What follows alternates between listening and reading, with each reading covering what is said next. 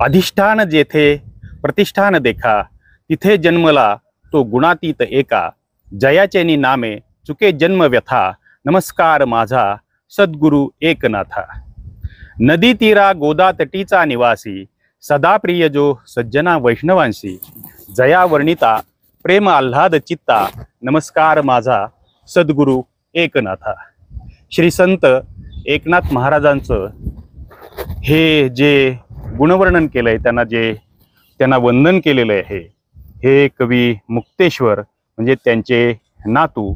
आणि हीच ती गोदावरी नदी आणि तिच्या काठावर तिच्या काठावर वसलेली ही प्रतिष्ठान नगरी अर्थात पैठण नगरी. याच ठिकाणी तुम्ही जे पाहताय ते याच ठिकाणी संत एकनाथांचं समाधी मंदिर आहे. हीच ती गोदावरी, हीच ती गंगा, जिच्यामध्ये संत एकनाथ महाराजांनी जलसमाधी घेतली. या जलसमाधीला हा जो तुम्ही गंगेचा ओघ, हे जे पाणी पाहताय, हे जे जल पाहताय, हे कृष्णकमल तीर्थ आहे, ही गोदामाई आहे. आणि इथं नाथांनी पवित्र अशी जलसमाधी घेतली. आणि हे जे नगरी जी वसलेली आहे, जिला प्रतिष्ठान नगरी असं म्हणतात, जी अगदी आदिमानव काळापासून ही नगरी इथं अस्तित्वात आहे. अगदी सातवाहन कालापासून ते संत एकनाथांपर्यंत ही नगरी, ही दक्षिण काशी म्हणून हे क्षेत्र वर्णिलं गेलेलं आहे. आणि याचं कारण ही जी पवित्र गोदामाई आहे, ही जी पवित्र गंगा आहे, या गंगेच्या काठी हा सगळा पवित्र ही सगळी जागा आहे आणि हा सगळा परिसर आहे. आज आम्ही नाथसागर, ज्याला संत एकनाथांचं नाव दिलंय, अशा या जलाशयावर, अशा या जलाशयाच्या काठी उभे आहोत. आणि माझ्यासोबत या नाथसागर जलाशयाचे एक अधिकारी खराडकर साहेब आहेत. आणि ते आपल्याला या नाथसागर जलाशयाची, आपण फोटोमध्ये बघितलं असेल, व्हिडिओमध्ये बघितलं असेल, आणि आत्ता अत्यंत पवित्र असं वाटणारं सूर्यास्ताच्या वेळचं हे गोदामाईचं दर्शन घेतलं असेल. हा नाथसागर जलाशय, इथला हा जो प्रकल्प आहे, हा प्रकल्प आणि एकूण पैठण, गोदावरी नदी आणि पैठणचं नातं, नाथबाबांचं नातं, हे खराडकर साहेब आपल्याला सांगणार आहेत. साहेब नमस्ते. नमस्कार. आपलं मनपूर्वक स्वागत. आणि हा जो परिसर आपण बघतो आहोत, आपल्या प्रेक्षकांना दाखवतो आहोत, तर याविषयी जरा सांगा ना. जय हरी सर. जय हरी. आपण सध्या नाथसागरावर उभे आहोत. हा, नाथसागर धरण आंतरराष्ट्रीय कीर्तीचं मराठवाड्याच्या वाट्याला आलेलं आणि आशिया खंडातील सर्वात मोठे मातीचं धरण आहे. आणि हे पैठण नगरीमध्ये आहे. पैठण म्हणजे प्रतिष्ठान म्हणजे नाथ महाराजांचं जन्मगाव. या ठिकाणी नाथ महाराजांचा जन्म झाला, या ठिकाणी नाथ महाराजांचा जलसमाधी झाली. आणि ह्या भानुदासाच्या कुळी महाविष्णूचा अवतार, या ठिकाणी भानुदासाच्या कुळी महाविष्णूचा अवतार जन्माला आला. आणि प्रतिष्ठान नगरीला आपल्याला एक वैभव प्राप्त झालं या गोदावरी नदीमुळे आणि संत एकनाथामुळे. नाथ महाराजांचा हे जन्मगाव. आणि या ठिकाणी फाल्गुन वद्य षष्ठी या दिवशी नाथ महाराजांचा जन्म झाला.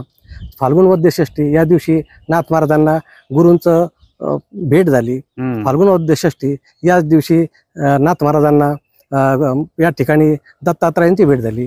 फाल्गुन वद्य षष्ठीला या ठिकाणी महाराजांनी समाधी घेतली. 6 योग एकत्र आले म्हणून षष्ठीचा उत्सव या पैठणला फार मोठ्या प्रमाणात साजरा केला जातो. आणि महाराष्ट्रातल्या क्रमांक 2ची यात्रा ही नाथ महाराजांची जलसमाधी उत्सवाची यात्रा असते. आणि मराठवाड्यातील नव्हे तर महाराष्ट्रातून या ठिकाणी भक्तगण वारकरी दिंड्या घेऊन येतात. 550 ते 600 दिंड्या या ठिकाणी एकत्रित जमा होतात त्या गोदावरी पात्रामध्ये. गोदावरीच्या काठावर, गोदावरीच्या पवित्र वाळवंटामध्ये या भक्ती जागर चालतो 3 दिवस. आणि या ठिकाणीच नाथ महाराजांच्या समाधी उत्सवाची सांगता कार्याचे कीर्तन होते. आणि या पवित्र गोदावरी तट आणि नाथ महाराजांचा वाडा गावातील असेल, ज्या ठिकाणी भगवंताने 36 वर्ष सेवा केली, त्या ठिकाणी तो वाडा आणि गोदावरी. आणि या गोदावरीवरूनच श्रीखंडाच्या रूपाने भगवंत कावडीनं पाणी घेऊन नाथ महाराजांच्या घरी 36 वर्ष ज्यांनी सेवा केली, कावडीनं पाणी भरलं, आवडीनं पाणी भरलं, असं भगवंताने स्वतः सेवा केली. हीच ती गोदावरी. आणि बाजूला दिसतं ते कावसान. या गावातील गावोबा या ठिकाणी गोड खाण्याची इच्छा माऊली नाथ महाराजांच्या घरी राहायला आला, त्यांना गोडही खायला मिळालं. आणि म्हणजे हीच ती भूमी, ही नाथ महाराजांची जन्मभूमी, हीच नाथ महाराजांची कर्मभूमी, हीच नाथ महाराजांची समाधीभूमी. हा सगळा परिसर आहे, हा गोदातटीचा हा जो परिसर आहे, ही पैठण नगरी आहे, हा सगळा परिसर नाथ महाराजांच्या कार्यानं, त्यांच्या पदस्पर्शानं पुनीत झालेला असा परिसर आहे. आणि सर जे सांगत होते ते इथं जो नाथषष्ठीचा कार्यक्रम असतो, नाथषष्ठी आणि आपण जे उभे आहोत हे जायकवाडी धरण, हा इथं वारकरी येतात, इथं पवित्र गोदावरीचं स्नान करतात आणि नाथबाबांचं दर्शन घेतात. तर आणि प्रतिवर्षी नित्यनियमाने येणारी वारकऱ्यांची मांदियाळी असते. आणि हे या ठिकाणी शेकडो किलोमीटर पायी चालत येतात. आणि नाथ महाराजांचं समाधीचं दर्शन घेतलं की त्यांचा पूर्ण शिनभार हलका होतो, शिनभाग. आणि इथून नवीन ऊर्जा प्राप्त घेऊन ते परत आपल्या गावी जातात. अशी भक्त मंडळी आणि यांच्या भगवंताचा महिमा, भक्ताचा महिमा, पैठणला मिळालेलं नाथांचं वैभव आणि वारकरी संप्रदायाची पंढरी ही आपली पैठण नगरी आहे. आणि या ठिकाणीच आपल्या नाथ महाराजांच्या कर्तृत्वानं आणि कार्यभूमी, जन्मभूमी असल्या कारणानं, कर्मभूमी असल्या कारणानं या ठिकाणी जो जलाशय बांधला गेला, जायकवाडी प्रकल्प, याला नाथसागर नाव दिलं गेलं. ह्या जायकवाडी नाव दिलं गेलं. या जायकवाडी प्रकल्पाला नाथसागर नाव मिळण्याची कथा ही तेवढीच चांगली सांगण्यासारखी आहे. ती म्हणजे माननीय शंकरराव चव्हाण साहेब यांनी ज्यावेळेस हे धरण राष्ट्राला अर्पण करण्याचा तो दिवस, तो 24 फेब्रुवारी 1976 रोजी या प्रकल्पाचे राष्ट्राला अर्पण झालं. या प्रकल्पाला जायकवाडी प्रकल्प आहे, पण यांना पाणी साठ्याला नाव काय द्यायचं हा प्रश्न ज्यावेळेस विचारला त्यावेळेस स्टेजवर कोणी काही बोललं नाही. त्यावेळेस माननीय इंदिरा गांधीजींनी सांगितलं याला नाथसागर म्हणा. क्या बात आहे. म्हणजे इंदिराजींनी हे सुचवलं की याला नाथसागर असं, याला नाथसागर म्हणा. म्हणून आपल्या पंतप्रधानांनी या धरणाचं नामकरण केलेलं आहे. एकमेव महाराष्ट्रातलं आणि भारतातलं एक धरण आहे. आणि ज्या धरणाच्या भूमिपूजनासाठी माननीय लालबहादूर शास्त्री या ठिकाणी आले. 2 पंतप्रधानांच्या या पायधूळ लागली, त्यांच्या हात या ठिकाणी लागले. आणि त्यांच्या एका जणांच्या भूमिपूजनाच्या योगानं हे पुण्य पावन झालं लालबहादूर शास्त्रीच्या. तर एखाद्या करकमळाने राष्ट्राला अर्पण झालं. 2 पंतप्रधान या ठिकाणी येऊन गेले. म्हणजे बघा, आपण म्हणतो नाथबाबा हे खऱ्या अर्थाने राष्ट्रीय संत आहेत. राष्ट्रीय म्हणजे पंतप्रधान दर्जाची माणसं इथे यावीत आणि त्यांनी याला नाथसागर असं म्हणावं. ही गोदावरी, आपण हिला दक्षिण काशी म्हणतो आणि हिलाच गंगा म्हणतो. नाथ महाराजांचं कार्य असं आहे की उत्तर भारतात जाऊन, वाराणसीला, काशीला जाऊन त्यांनी तिथं भागवताचं लेखन केलं. तिथं गंगामाईच्या तटी बसून आणि त्यांना तिथल्या पंडितांनी मान्यता दिली. मान्यताच नव्हे, हत्तीवरून त्या भागवताची मिरवणूक काढली. म्हणजे उत्तरेने दक्षिणेला केलेला हा सन्मान आहे, दक्षिणेचा केलेला हा सन्मान आहे. आणि नाथबाबांनी प्रूव्ह केलं की ही दक्षिण काशी, ही आमचे गोदा तीरावर राहणारे, जे मला काल कुणीतरी सांगत होतं, ही विद्वानांची नगरी आहे, धर्मनगरी आहे, ही प्रतिष्ठित माणसांची नगरी आहे, धर्मनगरी आहे, प्रतिष्ठित माणसांची नगरी आहे, म्हणून ती प्रतिष्ठान नगरी आहे. असो, ही वारकऱ्यांचं आणि या गोदावरीचं नातं आहे, वारकऱ्यांचं आणि या नाथसागराचं नातं आहे, वारकऱ्यांचं आणि या सगळ्या परिसराचं नातं आहे आणि भावनिक नातं आहे, प्रेमाचं नातं आहे. श्री संत ज्ञानेश्वर माऊलींना शुद्धीपत्र देणारी हीच नगरी आहे. बोबदेव शास्त्री यांच्या हस्ते लिखित शुद्धीपत्र त्यांना अर्पण करण्यात आलं आणि या ठिकाणी शुद्धीपत्र घेऊन माऊली आळंदीला गेले. तर असा हेच परिसर आहे. गागा भट्टांनी जाऊन छत्रपती शिवरायांना रायगडावर अभिषेक केला. हीच नगरी आहे, हाच परिसर आहे. किती पुण्यवान आहे. हाच परिसर आहे. या ठिकाणी जन्माला आलेले महापुरुष माननीय शंकरराव चव्हाण साहेब हे महाराष्ट्राचे मुख्यमंत्री झालेत, पण ते केंद्रामध्ये संरक्षण मंत्री पर्यंत झालेत. तर केंद्र पैठण ते दिल्ली पर्यंत पैठणचा मोठेपणा सांगण्यासारखा आहे. आणि या ठिकाणीच माननीय शंकरराव चव्हाण साहेब यांच्या महाप्रयत्नातून हा प्रकल्प या ठिकाणी अस्तित्वात आला. त्यांनी या प्रकल्पाचं स्वप्न बघितलं आणि हे स्वप्न प्रत्यक्षात आणण्यासाठी त्यांनी अथक परिश्रम केले. म्हणून माननीय शंकरराव चव्हाण साहेबांना महाराष्ट्राचे भगीरथ म्हणतात. एक भगीरथ ज्यांनी स्वतःच्या पूर्वजासाठी गंगा स्वर्गावरून आणली, दुसरे आमचे भगीरथ सरळ मार्गे वाहणारी गंगा शेतकऱ्याच्या बांधापर्यंत नेऊन पोहोचविली. तेच काम त्यांनी केलं. म्हणून माननीय शंकरराव चव्हाण साहेबांना भगीरथ म्हणतात. आणि अशा महाभगीरथाच्या हाताने या प्रकल्पाची तळमळ त्यांनी बघितली, ज्यांनी प्रयत्न केले आणि त्यांनी या स्वप्नाला पूर्ण आकार दिला आणि हा प्रकल्प अस्तित्वात आला. बरोबर. आणि तुम्ही असं सांगत होतात साहेब की हे आशिया खंडामधलं सर्वात मोठं मातीचं धरण आहे. हो. तर या धरणाविषयी जरा सांगा ना, याची वैशिष्ट्य काय आहेत? या धरणाची मूळ संकल्पना जी आहे हा. ती माजलगाव तालुक्यामध्ये जायकवाडी नावाचं गाव हा. आहे. त्या ठिकाणी या प्रकल्पाची बांधणी करावी किंवा त्या ठिकाणी हे धरण बांधावं असा मानस शासनाचा होता. त्या ठिकाणी सर्वे झाला आणि सर्वे झाल्यानंतर त्या ठिकाणी एवढं मोठं धरण जर बांधायचं असेल तर येणारा पाणी किती असेल, कुठून पाणी येईल, याला कुठल्या आकाराचं याला ठिकाणी धरण बांधायचं, म्हणून त्या ठिकाणी सर्वे सुरू झाला. आणि त्यांना असं कळालं की गोदावरी नदी आणि सिंदफणा नदी दोन्हीच्या जो संगम आहे त्या ठिकाणी पाणी साठा एकत्रित जास्त होऊ शकतो. या ठिकाणी धरण बांधणं उचित होईल म्हणून शासनाला त्या ठिकाणी वरिष्ठ पातळीवर कळविण्यात आलं आणि त्या ठिकाणी सर्वेला मान्यता मिळाली. जायकवाडी प्रकल्प म्हणून या प्रकल्पाचं नाव ठरलं गेलं आणि याला केंद्र शासनाच्या पर्यावरण असेल, त्याप्रमाणे आर्थिक काही तरतुदी असतील, जागतिक बँकेचं कर्ज असेल ते मंजुरी या ठिकाणी मिळाली आणि जायकवाडी प्रकल्पाच्या जे सर्वेचं काम आहे ते सुरू झालं. पण एवढं मोठं धरण त्या ठिकाणी बांधायचं 130 TMC 120 TMCचं, तर याला महाराष्ट्राच्या वाट्याला याचा फायदा किती होईल, तोटा किती होईल, याच्यावर शासनाचा खर्च किती होईल, भविष्यात हा प्रकल्प फलदायी राहील का नाही राहील म्हणून यासाठी अभ्यास समिती नेमली गेली. आणि एका अभ्यास समितीने असं त्या ठिकाणी शेरा दिला की एवढा मोठा प्रकल्प बांधणं या ठिकाणी उचित होणार नाही. याचं कारण असं की जायकवाडी म्हणजे बीड जिल्हा, या बीड जिल्ह्याला याचा फायदा होईल, परभणी जिल्ह्याला याचा फायदा होईल, नांदेड जिल्ह्याला काही फायदा होईल. त्या ठिकाणी नंतर महाराष्ट्राची हद्द संपते. या ठिकाणी एकत्रित पाणी साठा 120 TMC होईल, 130 TMC होईल धरण बांधल्यानंतर. परंतु एकूण पाण्यासाठीपैकी 25% फायदा पाण्याचा आपल्याला महाराष्ट्राला होईल, पण 100 TMC पाणी आपल्याला फुकट आंध्राला द्यावं लागेल. ज्या आंध्राचा या प्रकल्पाच्या बांधणीमध्ये 1 रुपयाचा वाटा नाही, त्याच्यासाठी 100 TMC पाणी त्यांना देणं योग्य आहे का, त्यांची सोय करणं योग्य आहे का? आपण दुष्काळग्रस्त भागातले आहोत म्हणून हा प्रकल्प या ठिकाणी बांधणं उचित नाही. मग काय करायचं तर प्रशासकीय दृष्ट्या त्यांनी पर्याय सुचवला की या प्रकल्पाचे 2 भाग करूया. म्हणून हा प्रकल्प मागे घेऊ. मागे घेताना त्यांनी एक विचार केला की मागे घ्यायचा कुठं घ्यायचा, तर मग इकडे पश्चिम महाराष्ट्र आणि इकडे मराठवाडा दोन्हीच्या सीमेवर हा प्रकल्प आणला गेला. आणि हा प्रकल्प या ठिकाणी आणून या ठिकाणी 102 TMCचा प्रकल्प त्यांनी संकल्पित जो धरण आहे त्या ठिकाणी बांधण्याचा मनोदय व्यक्त केला. सर्वे सुरू करून या ठिकाणी हा प्रकल्प अस्तित्वात आला.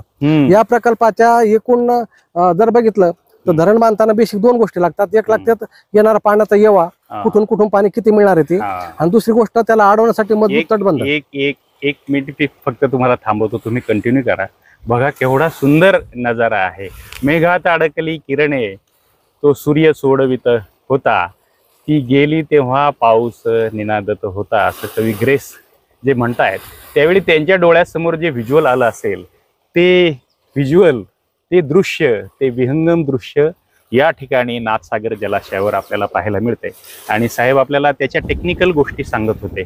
बघा हा पाण्याचा मोठा असा पसारा जणू नाथबाबांचा आशीर्वादच या परिसरात या जलाशयाच्या रूपाने आपल्या ह्या सगळ्या परिसरावर आहे अशी अनुभूती इथं आल्याशिवाय राहत नाही. भौगोलिक दृष्ट्या बघता मगाशी साहेब असं सांगत होते, खूप छान ओघवत्या शैलीमध्ये ते सांगतायत की काही धरणं अशी असतात की कपात असल्याप्रमाणे, कपात जसा चहा असतो तशी असतात, पण हे धरण असं आहे की कपातला चहा बशीत ओतावा आणि तो आकार जसा बशीसारखा दिसेल त्या पद्धतीचं हे धरण आहे.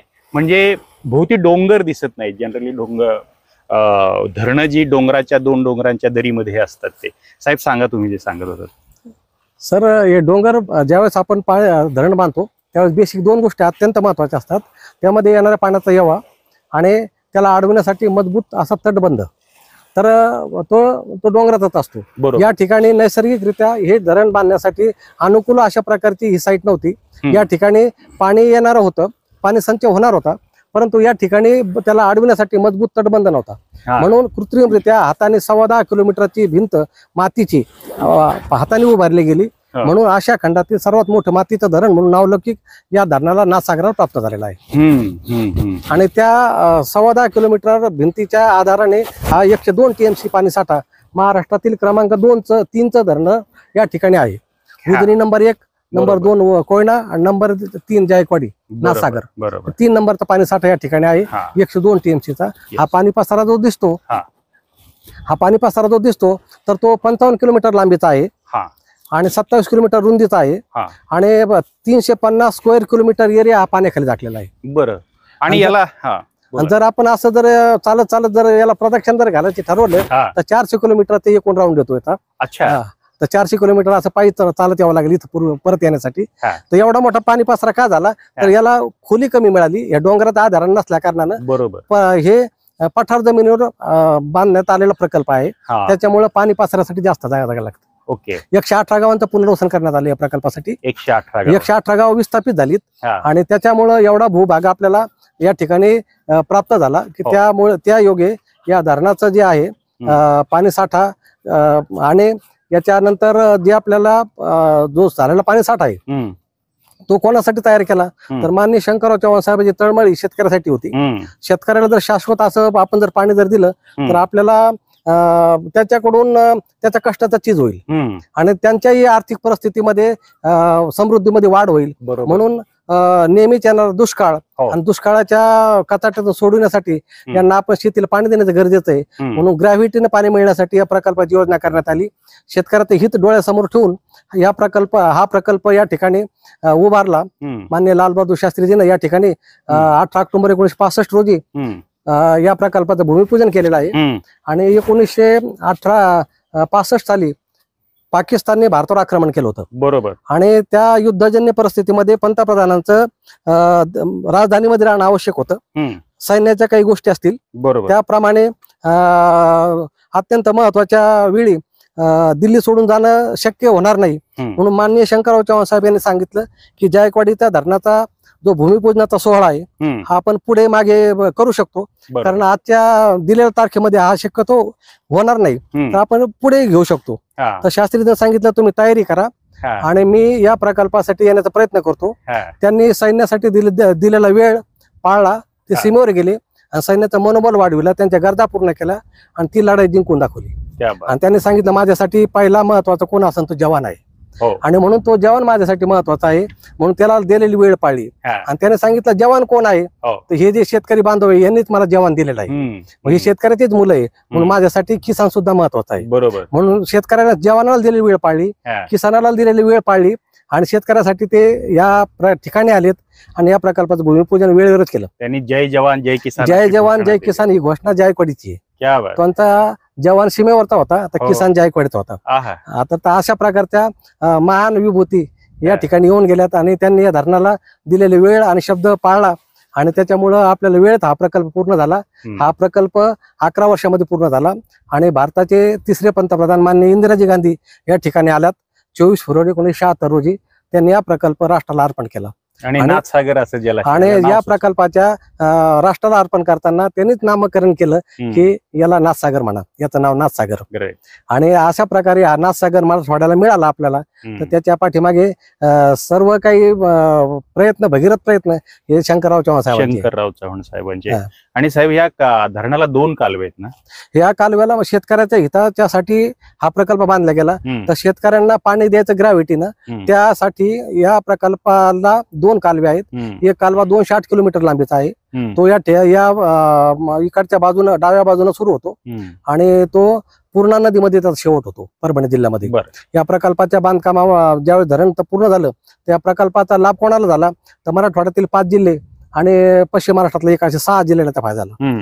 छत्रपती संभाजीनगर असेल, त्याच्यानंतर जालना असेल, परभणी असेल, नांदेड, बीड आणि नगर अशा एकत्रित जर बघितलं तर या सगळ्या जिल्ह्याला याचा फायदा झाला आणि 550 गावाला पिण्याला पाण्याची सोय या प्रकल्पामुळे झाली आणि जवळपास 2500 उद्योग या पाण्यामुळे इंडस्ट्रीयल औद्योगिकरणामुळे अनेक कंपन्यांना पाणी मिळायला लागलं. याच्यावर अवलंबून असलेले उद्योग 2500 आहेत, याच्यावर अवलंबून असलेले साखर कारखाने आहेत. आणि असं जर बघितलं एकंदरीत हा प्रकल्प मराठवाड्याचं वैभव याच कारणाने की हा प्रकल्प एकदा जर भरला तर 22,000 कोटी रुपयाची उलाढाल या प्रकल्पामुळे होते. शासनाला याच्यामुळं शासनाला महसूल मिळतो, शेतकऱ्याला उत्पन्न मिळतं, व्यापाऱ्यांना त्यांचा फायदाही होतो आणि ह्या सगळ्यांना सुखावणारा हा प्रकल्प आहे. बरोबर. शेतकऱ्यांना शेतीला पाणी मिळाल्यामुळे त्यांच्या एकंदरीत राष्ट्रीय उत्पन्नामध्ये त्यांनी वाढ झाली. ज्यावेळेस आपल्याकडे युद्धजन्य परिस्थिती होती आणि आपल्या धरणाचं भूमिपूजन होतं त्यावेळेस आपल्यावर आंतरराष्ट्रीय प्रेशर होतं की तुम्ही युद्ध थांबवा, नाही तर आम्ही अन्नदान थांबवू. मग त्या काळामध्ये आपल्याला अन्न परदेशातून आणावं लागत होतं आणि ते थांबवण्याची धमकी देत होती. युद्ध नाही थांबवलं तर मग अन्न पुरवठा बंद करू. शास्त्रीने सांगितलं तुम्ही काही करा, मग माझं युद्ध थांबणार नाही. आणि मग त्यांनी अतिशय कराल परिस्थितीमध्ये त्यांचा निर्णय कायम ठेवला आणि शेतकऱ्याला पाणी मिळालं. या पाण्यामुळं भारत देश आज दुसऱ्याला अन्न पुरू लागला. आपल्या देशाची पोट भरतात 30 कोटी जनता त्या काळात उपाशी राहत होती. आता एक अब्ज 40 कोटी पर्यंत गेलो तर आपण सगळ्याचं पोट भरतं आणि आपण अजून जगाला वाटप करू लागलो. एवढा मोठं हे कशामुळे मिळालं तर हे दूरदृष्टीपणाचा एक उत्कृष्ट नमुना की आपल्या राष्ट्रासाठी एक राष्ट्रीय कीर्तीचा हा प्रकल्प या ठिकाणी आला. म्हणून अशाच प्रकारची धरणं माननीय शंकरराव चव्हाण साहेबांच्या काळामध्ये विष्णुपुरी असेल, माजलगाव असेल, तेरणा असेल, मांजरा असेल, या सिंचनामध्ये भरीव काम शंकरराव चव्हाण साहेबांच्या काळात झालं. त्यामुळे शेतकऱ्याला पाणी मिळालं, उत्पन्नात वाढ झाली, एक हेतू त्यांचा साध्य झाला. पण या प्रकल्पाने फक्त एवढाच उद्देश पूर्ण झाला का तर नाही. या प्रकल्पामुळे अनेक उद्देश सफल झाले. औद्योगिकरण वाढलं, औद्योगिकरणाच्या वाढल्यामुळं या ठिकाणी कामगार वाढलेत, कामगाराच्या हाताने काम मिळालं आणि त्यामुळं अजून त्याचा दुहेरी फायदा झाला. उत्पादनामध्ये वाढ झाली आणि त्याच्यामुळे निर्यातीमध्ये वाढ झाली. त्याप्रमाणे जशी जे शहरीकरण आहे ते अत्यंत वाढलं. आशिया खंडातील सर्वात मोठे वेगाने वाढणारं शहर म्हणून संभाजीनगरचं नाव लौकिक होतं काही काळापूर्वी. त्याचं कारणच हे होतं की शाश्वत पाण्याचा पुरवठा या ठिकाणाहून पिण्यासाठी असो, उद्योगासाठी मिळणार होता. म्हणून या ठिकाणी आकृष्ट करणारी पाणी हीच गोष्ट होती आणि म्हणून या ठिकाणी याचा सगळ्यांचा विकास झाला. आणि तसा जसा त्यांचा विकास झाला, कामगारांना काम मिळालं, शेतकऱ्यांना अन्नधान्य मिळालं. त्याचप्रमाणे या ठिकाणी 12 मेगावॅट जलविद्युत निर्मिती केंद्राचा एक सेटअप धरणाच्या बांधकामाच्या वेळेस माननीय शंकरराव चव्हाण साहेबांनी मंजूर केला. या सरकारच्या धरणाच्या बांधकामाला जपान सरकारने आर्थिक आणि तांत्रिक मदत दिली आपल्याला. त्यांच्या सहकार्यामुळे हा प्रकल्प मिळाला. तर फुजी कंपनीचं टर्बाईन त्या ठिकाणी बसवण्यात आलं. 12 मेगावॅट लाईट तयार होते. म्हणजे साहेब मला आम्ही षष्टीला जेव्हा खाली पात्रामध्ये वारकऱ्यांची बोलत होतो तेव्हा त्यांनी असं सांगितलं की इथं काय करतात, षष्टीच्या वेळी म्हणजे सोडलेलं पाणी पण म्हणे खेचून घेतात. तर मला आश्चर्य वाटलं हे काय तंत्रज्ञान आहे की सोडलेलं पाणी खेचून घेतात, म्हणजे त्या पाण्याचा पुनर्वापर करतात जलविद्युतसाठी. तर ते नेमकं काय टेक्नॉलॉजी आहे सर? या ठिकाणी जो 12 मेगावॅट जलविद्युत निर्मिती केंद्राचा प्रकल्प आहे तो फुजी कंपनीचा सेटअप आहे. या ठिकाणी टर्बाईन आहे. त्या टर्बाईनवर ज्यावेळेस पाणी पडतं आणि ते पाणी पडल्यानंतर लाईट तयार होते, विद्युत तयार झाल्यानंतर ते विद्युत त्यांचं जे नियोजित जे उद्दिष्ट पूर्ण होतं 12 मेगावॅटचं. आणि सोडलेलं पाणी 4 किलोमीटर अंतरावर बंधाऱ्याला जाऊन अडतं. आणि ते बंधाऱ्याला अडल्यानंतर इकडं लाईटचं उद्दिष्ट पूर्ण होतं आणि नंतर प्रकल्प बंद करण्यात येतो. आणि पिकअप आवर मध्ये ज्यावेळेस दिवसाकाठी विद्युत मागणी जास्त असते त्यावेळेस लाईट तयार करून ते गरजेनुसार पुरवतात. आणि त्यानंतर दुसरी गोष्ट, पुढे संध्याकाळी सोडलेलं पाणी ज्या टर्बाईनने दिवसभरात लाईट तयार केली त्याच टर्बाईनला कनेक्शन दिल्यानंतर त्याचं पंपात रूपांतर होतं. 2 in 1 दुहेरी फायद्याचं यंत्र आहे ते. आणि ते सोडलेलं पाणी खेचून परत धरणामध्ये आणून टाकतं. मग त्याला वेगळ्या मोटरची पंपांची गरज नाही, काहीच नाही. जो सेटअप तयार करण्यासाठी वापरला तोच रिव्हर्सेबल टर्बाईन, भारतातलं पहिलं टर्बाईन आहे आपलं. आणि हे ते टर्बाईन आपल्याला पंपात रूपांतर झाल्यानंतर पाणी खेचतं आणि धरणात पाणी आणून टाकतं. आपल्या धरणाची योजना करताना दुष्काळग्रस्त भागात या धरणाचे बांधकाम करण्यात आलं आणि विद्युत निर्मितीच्या नावाखाली दर दिवशी आपण जर 2 दलगमी पाणी जर सोडत राहिलो तर आपल्याला वर्षाकाठी किती पाणी लागेल, किती लॉस होईल. आणि मग जर आपण एक पाण्यासाठी धरण बांधलं आणि पाणी जर खाली जर गेलं तर ते एका दृष्टीने पाण्याचा नाश आहे. बरोबर. माननीय शंकरराव चव्हाण साहेब हे आर्थिक शिस्तीचे कडक प्रशासक होते, हेडमास्टर म्हणायचे. त्यांना पैसा, पाणी आणि वेळ तिन्हीचं महत्व जाणणारे असे उत्तम प्रशासक होते. आणि त्यांनी सांगितलं की वाया जाणं चालणार नाही, म्हणून त्यांच्या मागणीनुसार रिव्हर्सेबल टर्बाईन त्या ठिकाणी बसवला. आणि त्यामुळे आपलं दर दिवशी पाणी सोडलं जातं, मागे घेतलं जातं. तर त्यामुळे आपल्या पाण्याचा लॉस होत नाही, या ठिकाणी नाश होत नाही पाण्याचा. आणि आपल्याला आणि ही क्लीन ऊर्जा आहे. कोळशापासून लाईट तयार होते तर त्या ठिकाणी कोळसा कुठून तरी दुरून त्याचं प्रदूषण आहे, त्याची धूळ आहे, आश आहे, हो. आणि त्याचा उत्पादन खर्च जास्त आहे. ओके. 2 रुपये 22 पैसे बरोबर. 23 पैसे पर युनिट त्याची हे उत्पादन किंमत आहे त्याची बरोबर युनिटला. बरोबर. आणि पाण्यापासून ज्यावेळेस लाईट तयार होते त्यावेळेस 0.57 पैशाची किंमत आहे. हम्म. म्हणजे हा चौपट दराने कमी भेटतो आपल्याला. हम्म. आणि परत याच्यापासून आपल्याला कुठल्याही पोल्युशन नाही काही. पोल्युशन नाही. हम्म. अशा प्रकारे हा प्रकल्प ही शंकरराव चव्हाण साहेबांची देण आहे. आणि या प्रकल्पामुळे लाईट तयार होते. तसंच परळी संयंत्र ज्यावेळेस बंद पडण्याच्या अवस्थेत असतात हो. तर नासागराचं पाणी परळीला पुरवलं जातं बर. आणि तिथली संयंत्र फिरली जातात. हम्म. म्हणजे जायकवाडी त्या पाणी घराघरामध्ये पोहोचलं तसं दुसऱ्या रूपानं जायकवाडी पाण्यामुळे तयार होणारी वीज बी घराघरापर्यंत पोहोचते. क्या बात. आज एवढं अजून एवढा वरदायी प्रकल्प. एवढा वरदायी प्रकल्प आहे हा. हम्म. जायकवाडी नाथसागर जे धरण आहे हम्म. 10.25 किलोमीटर लांबीची भिंत आहे. तर याच्यामध्ये 600 मीटरचा स्पिलवे आहे ज्याला मराठीत सांडवा म्हणतो आपण. हम्म. तो सांडवा आहे. आणि ही सांडव्याची व्यवस्था का तर धरण ज्यावेळेस 100% भरतं त्यावेळेस अतिरिक्त येणारं पाणी आपल्याला खालच्या नदी पात्रात सोडावं लागतं. हम्म. आपलं धरण भरलं, आपला उद्देश सफल झाला हम्म. पाणी अडवण्याचा. पण अधिकचं पाणी आपल्याला नदी पात्रामध्ये सोडावं लागतं. आणि ती नदी पात्रामध्ये सोडण्यासाठी या धरणाला 27 गेटची उपाययोजना केलेली आहे. याच्यापैकी 1 ते 9 गेट हे रिझर्व्ह आहेत. हम्म. आणि 10 पासून तर पुढे 27 पर्यंत 18 गेट रेग्युलर गेट आहेत. हम्म. आपल्याला ज्यावेळेस धरणामध्ये खूप मोठं पाणी येतं आणि लाखाने जर क्युसेकने पाणी यावं लागलं, लाखो क्युसेकने, तर त्यावेळेस आपल्याला वरची धरण जे रेग्युलर गेट आहेत ते आपल्याला स्टॉप करावं लागते काही पाणी पातळी आवश्यक रिलीज झाल्यानंतर.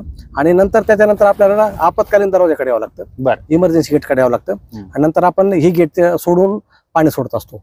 अशा प्रकारे यामधून आपल्या जायकवाडी धरण आणि याच्यामध्ये हा जो प्रकल्प आपला पूर्ण आकाराला आला याच्यापैकी 2 भाग तुम्हाला सांगितले, हम्म. जायकवाडी प्रकल्प आणि हायड्रो. हम्म. पण तुम्हाला ज्या अगोदर पूर्वी मी सांगितलं हम्म. की मूळ मंजुऱ्याची जायकवाडी नावाचं गाव आहे बीड जिल्ह्यामध्ये, बरोबर. तर त्या ठिकाणी होती. हम्म. तर या प्रकल्पाचे 2 भाग केले. हम्म. याला म्हणतात जायकवाडी टप्पा क्रमांक 1 भाग क्रमांक, आणि मूळ ठिकाणी टप्पा क्रमांक 2 माजलगाव धरण बांधलेलं आहे. हम्म. हे 2 धरणं या प्रकल्पाचा भाग आहे. हायड्रो या प्रकल्पाचा भाग आहे. हम्म. आणि 310 एकर परिक्षेत्रामध्ये ज्ञानेश्वर महाराजांच्या नावानं संत ज्ञानेश्वर उद्यानाची उभारणी याच प्रकल्पाचा भाग आहे. धरणाच्या खालीच आहे, धरणाच्या खाली. हम्म. जे आंतरराष्ट्रीय कीर्तीचं वृंदावन गार्डन, हम्म. त्याचं काश्मीरचं पिंजोर गार्डन, हम्म. याच्या धर्तीवर जे तयार झालेलं आहे 310 एकर मध्ये, तर त्या धरणाचं उद्यान जे आहे हम्म. तर ते ह्याच प्रकल्पाचा भाग आहे. हम्म. तर असं, आणि हे त्याचं आता नूतनीकरणाचं काम त्याचं करतो. नूतनीकरणाचं काम चालू आहे. हम्म. आणि हा प्रकल्प ज्यावेळेस बांधकाम करायचं तर एवढा मोठा प्रकल्प बांधकाम करताना अनुभव हम्म. महाराष्ट्र शासनाकडे नव्हता, भारताकडे नव्हता. हा. तर मग हे धरण कोणी बांधायचं अशी बरं. चर्चा झाली. हा. त्यावेळेस माननीय शंकरराव चव्हाण साहेबांनी सांगितलं हा. की आपण एक एजन्सीला धरण बांधायला देऊ. हम्म. तर अधिकाऱ्याच्या चर्चा आणि ते असं ठरलं की त्यांना अनुभव नाही आणि आपल्याला अनुभव नाही, तर आपणच का नाही बरं. बांधू नये. हा. तर मग आपण बांधू. तर मग हा. शासनाने परवानगी मिळाली हा. आणि हे डिपार्टमेंटली बांधले गेलेले आहे. हा. याची नियोजित जी किंमत आहे ती 120 कोटी होती. हा. 11 वर्षानंतर या प्रकल्पाचा खर्चात वाढ व्हायला पाहिजे, कमी व्हायला पाहिजे. वाढ व्हायला तर पाहिजे. याच्यातला 20% पैसा शिल्लक राहिला. क्या बात. शंकरराव चव्हाण साहेब एक आर्थिक आदर्श शिस्तीचे- प्रकल्प. नाही, कडक शिस्तीचे प्रशासक होते. हा. आणि त्यांनी उत्तम क्वालिटीचा धरण झाल्यानंतर एक 10 किलो सिमेंट आणायचं काम नाही पडलं आपल्याला. हा. 50 वर्षामध्ये उत्तम दर्जाचा प्रकल्प तयार झाला. हम्म. याच्यापैकी पैसे वाचले आपले वा. आणि त्या वाचलेला पैसा शासन दरबारी जमा केला. हा. आणि तोच पैसा माननीय शंकरराव चव्हाण साहेबांनी परत सांगितलं की हे धरण जर एखाद्या एजन्सीला दिलं असतं, गुत्तेदाराला दिलं असतं, तर आपल्याला याच्यामध्ये 20-30% ती वाढ झाली असती. शासनाचा पैसा एक्स्ट्रा द्यावा लागला असता. हम्म. तर यांनी इथं उभं राहून वेळ बघितली नाही, काळ बघितली नाही. 24 तास कामावर अधिकारी या ठिकाणी हजर राहत होते. आणि यांनी अतिशय निष्ठेने प्रामाणिकपणे काम केलं. पण तो पैसा पाठीमागे येऊन या सगळ्यांना बक्षीस वाटलं. वा. तर त्या काळामध्ये वाटला गेला. म्हणजे असे शंकरराव चव्हाण साहेबांनी इथं एक गुण होता की त्या ठिकाणी कुठं पैसा वाचवायचा, कुठं खर्च करायचा, याचं अगदी त्यांनी. आणि या ठिकाणची लोकही खूप प्रामाणिक आहेत. प्रामाणिक प्रतिष्ठान नगरीत मधली लोक आहेत. संत एकनाथ महाराजांच्या पैठण नगरी मधली लोक आहेत. त्यांनी जी नैतिकता सांगितली, त्यांनी जो काय विचार सांगितला प्रामाणिकपणाचा, हा या लोकांमध्ये रुजला आहे, साहजिक आहे. त्याच्यामुळे एवढं प्रामाणिकपणे काम त्यांनी केलं. एक पायलट प्रोजेक्ट, चांगला एक आदर्श प्रकल्प म्हणून जगासमोर तो आज आहे. आणि हा प्रकल्प ज्यावेळेस लाईट तयार करतो, दुसरा लाईट तयार करण्यासाठी पाणी पुरवतो, विद्युत तयार करण्यासाठी, तशाच पद्धतीनं हे जे पाणी ज्यावेळेस धरण भरतं त्यावेळेस 104 फूट खोली असते पाण्याची. बरं. आणि या ठिकाणी 65 जातीचे वेगवेगळे मासे आहेत. हा. आणि 3 मोठ्या मगरी आहेत. एक अच्छा, या मगर जलाशयामध्ये. जलाशयामध्ये एक हा. मगर मागे डेड झाली.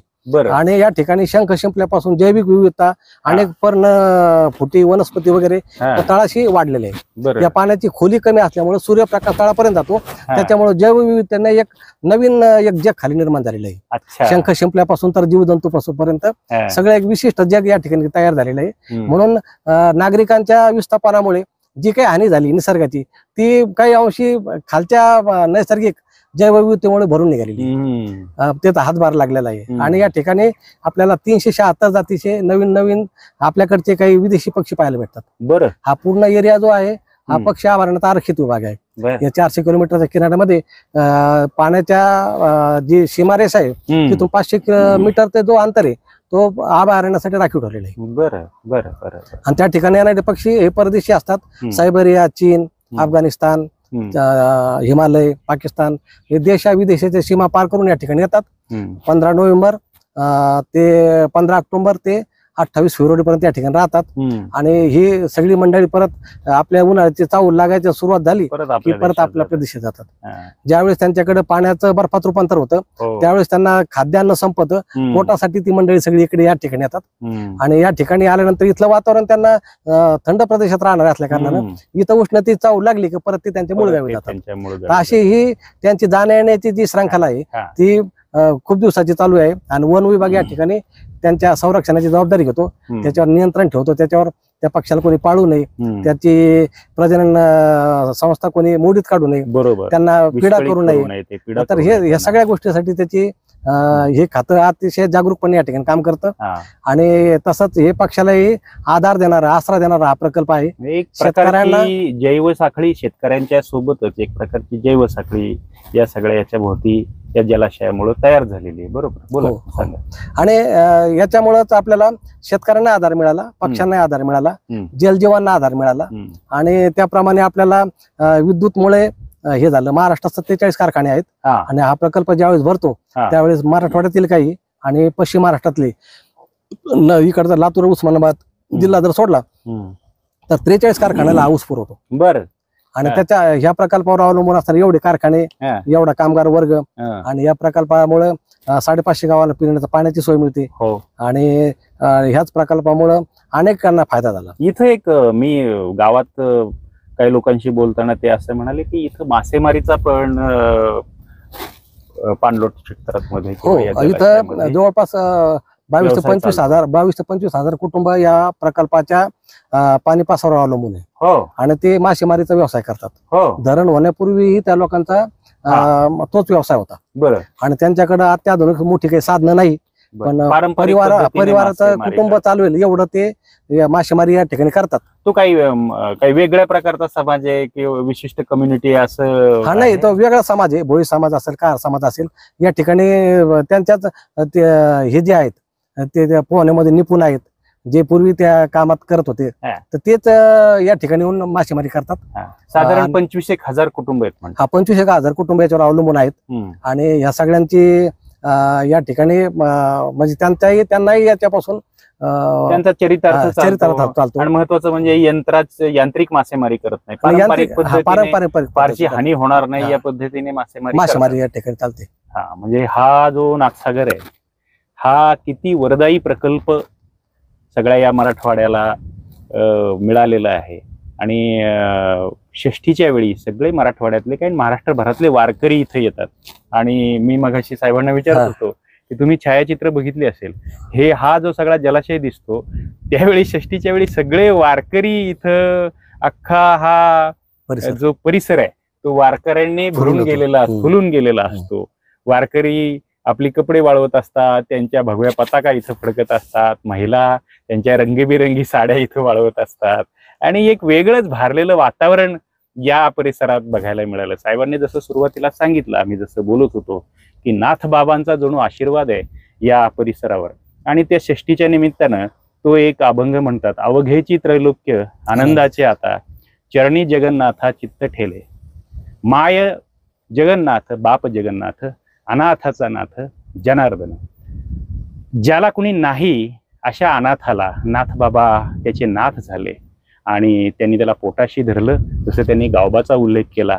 अशाच पद्धतीनं या धरणानं नाथबाबांचा जणू आशीर्वादच या सगळ्या मराठवाड्यावर आशीर्वादाचा हात धरलेला आहे आणि तो असाच कायम राहो अशी आपण सदिच्छा व्यक्त करूया. तर तुम्ही या निमित्ताने आमच्याशी बोललात आणि अत्यंत उपयुक्त अशी माहिती सांगितली अगदी आकडेवारीसह, त्याबद्दल मी तुमचे मनपूर्वक आभार मानतो. धन्यवाद. धन्यवाद. भानुदास एकनाथ. भानुदास एकनाथ. जय हरी. जय हरी.